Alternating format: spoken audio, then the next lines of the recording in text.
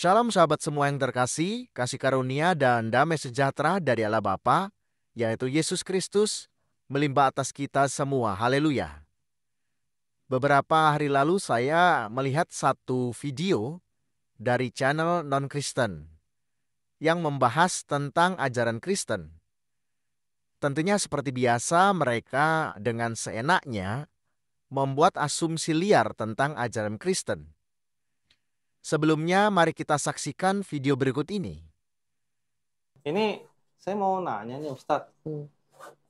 Saya sebelumnya pembuka sedikit ya Ustadz ya. Nah, Saya itu dulu menganggap kalau kitab PL ini, gospel di PL, ya. itu kayak harta yang terpendam menurut saya. Maksudnya gimana Ustadz? Harta yang terpendam. Jadi di situ banyak isinya itu banyak sejarah-sejarah yang ternyata tuh tersembunyi gitu, nggak kelihatan kalau kita nggak menelaah lebih jauh, Ustadz. Misalnya gini, kalau di kitab Kejadian, kan kita lihat ya Ustadz ya, yang sekarang ini yang dikorbankan misalnya Ishak gitu. Tapi kalau saya lihat lagi di kitab terjemahan yang asli bahasa Hebrew-nya Ustadz, itu ternyata nggak ada tulisan Ishaknya begitu. Atau gimana menurut Ustadz tuh? Kan saya masih belajar gitu ya Ustadz ya. Mungkin Ustadz bisa menyampaikan nggak tuh Tulisan paparan-paparan? Ishak. Ya, yang dikorbankan itu bukan Ishak, bukan pula Ismail. Ya karena tidak ada tulisannya. Ya, nah tapi kan kalau di tulisan terjemahan yang sekarang ini ada tulisan Ishaknya begitu Ustadz. Itu kayak contohnya aja. Mungkin iya. Ustadz bisa dijelasin nggak pemaparannya gitu ke saya dan teman-teman yang lain. Kan banyak tuh yang umat Muslim yang bersikukuh karena di Al-Quran dikatakan yang dikorbankan itu kan adalah Ismail. Al-Quran juga tidak tulis nama. Nggak tulis nama Ustadz ya? Ya Al-Quran tidak tulis nama kan. Orang Kristen nggak pusing. Maka itu kalau ada orang Islam yang seperti antum, apalagi antum mualaf katanya 2014 ya. Peka banget dengan hal-hal sensitif seperti itu, hal-hal yang kecil gitu ya. Kayaknya kok orang mualaf tuh diulik gitu. Yang namanya orang Kristen nggak pusing. Ustadz bisa nggak terangkan kenapa itu? Dilihat dari sisi mana, misalnya kok nggak ada Ishak, tapi mereka ngapain kita pikirin? Oh, gitu. Karena apa? Orang Kristen dia nggak pikirin. Dia curi kitab itu dari orang Yahudi, dan mereka nggak pernah. Jangan diedit. Orang Kristen itu curi Torah, curi Tanakh, Nevim, Ketuvim dari orang Yahudi sampai sekarang, dicuri maling, dan mereka selalu aja. Kenapa kita yang pusing? Jadi maling kitab orang itu. Maling. Dalam video yang barusan kita tonton, ada beberapa asumsi liar yang bisa kita tangkap. Yang pertama, di dalam video tersebut, ada seorang muda yang dulunya Kristen dan sekarang telah meninggalkan kekristenan. Kemudian mengatakan bahwa di perjanjian lama dalam bahasa Ibrani-nya tidak ditulis nama Ishak yang akan dikorbankan oleh Abraham. Nah, dengan pengakuan pemuda ini, maka kita bisa memahami bahwa dulunya pemuda ini adalah orang yang hanya beragama Kristen, bukan orang Kristen. Karena sebagai orang Kristen, tentunya kita mengetahui bahwa nama Ishak ditulis di dalam Alkitab. Seperti yang tertulis di dalam surat Kejadian 22 ayat 2. Firman-Nya, ambillah anakmu yang tunggal itu, yang engkau kasihi, yakni Ishak. Pergilah ke tanah Moria dan persembahkanlah dia di sana sebagai korban bakaran pada salah satu gunung yang akan kukatakan kepadamu. Dan di dalam bahasa Ibrani-nya pun ditulis nama Ishak ya. Vayomer kakna et binka et yehidka. Aser ahafta et yitzkah. Nah, ini ada tulisan yitzkah di dalam bahasa Ibrani-nya. Vlek leka el eres hamoria.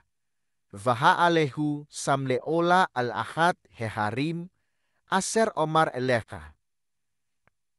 Sebagai tambahan di dalam video tersebut, Kainama mengaku bahwa di kitabnya juga tidak ditulis nama Ismail yang akan dikorbankan.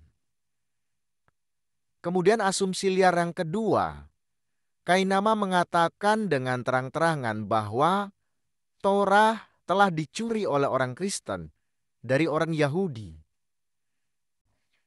Dengan pernyataan Kainama ini terlihat jelas bahwa Kainama tidak memahami sejarah kekristenan. Dalam sejarah Alkitab, terdapat kitab tertua Perjanjian Lama yang ditulis dalam bahasa Yunani pada tahun 350 sebelum Masehi, yaitu kitab Septuaginta. Kitab ini ditulis oleh 72 ahli kitab Yahudi dari 12 suku Israel yang disponsori oleh Raja Romawi pada saat itu, yaitu Ptolemeus II, yang ditujukan bagi orang-orang Yahudi yang hanya berbahasa Yunani dan tidak bisa berbahasa Ibrani. Tentunya kitab Septuaginta ini ditulis merujuk kepada kitab Perjanjian Lama Ibrani yang ada sebelumnya, yang sekarang sudah tidak ditemukan lagi. Kemudian ada kitab Perjanjian Lama berbahasa Ibrani yang lebih muda, yang ditulis pada tahun 700 hingga 1000 Masehi oleh ahli kitab Yahudi pada saat itu. Ada jarak 1000 tahun dari kitab Septuaginta. Nah, kitab ini adalah kitab Masorah, atau orang juga menyebutnya kitab Masoret. Nah, kitab inilah yang digunakan oleh orang Yahudi hingga sekarang. Dan tentunya terdapat perbedaan-perbedaan di dalam kitab Septuaginta dan Masorah. Salah satunya di dalam Yeremia 48 ayat 6. Nah, ini ayat yang sering digunakan Kainama untuk menyerang kekristenan. Nah, ini sekalian saya jelaskan. Di dalam Yeremia 48 ayat 6 ini, dalam versi bahasa Indonesia ditulis keledai liar. Ya. Dan di dalam Masorah, kitab Masorah, kitab Perjanjian Lama berbahasa Ibrani, ditulis Aroer, atau artinya semak cemara. Tetapi di dalam kitab Septuaginta ditulis Ismail. Nah, ini perbedaan, salah satu perbedaannya, teman-teman ya. Menurut Septuaginta, Yeremia 48 ini menceritakan Ismail bin Nathaniel bin Eleazar yang membunuh Raja Babel, ya, yang bernama Gedalia. Sedangkan menurut Masorah, surat Yeremia 48 ini menceritakan kehancuran bangsa Moab. Nah, ini tentunya sangat berbeda, teman-teman ya. Kan bangsa Israel tidak mau menggunakan kitab Septuaginta dengan alasan mereka lebih percaya dengan kitab Perjanjian Lama dalam bahasa Ibrani. Namun mereka menggunakan kitab Masorah yang 1000 tahun lebih muda dari kitab Septuaginta. Nah, seharusnya orang Yahudi menggunakan kitab Septuaginta, yaitu kitab tertua Perjanjian Lama.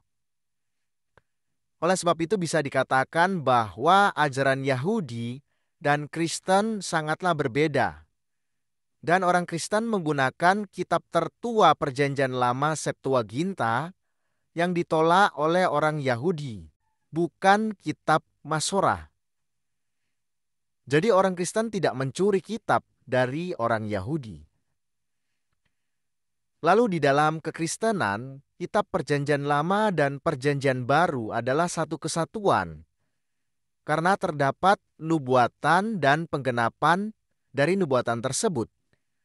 Dan kekristenan adalah ajaran bagi setiap orang yang percaya kepada Sang Pencipta langit dan bumi dengan segala rancangannya yang disampaikan Allah melalui bangsa Israel.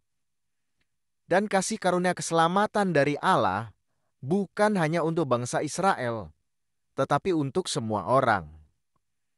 Malahan bangsa Israel sendiri yang menolak kasih karunia keselamatan tersebut. Seperti yang tertulis di dalam Matius 8 ayat 11-12.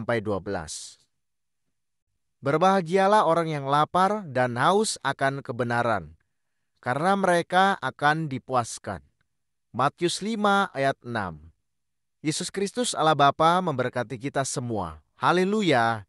Amin.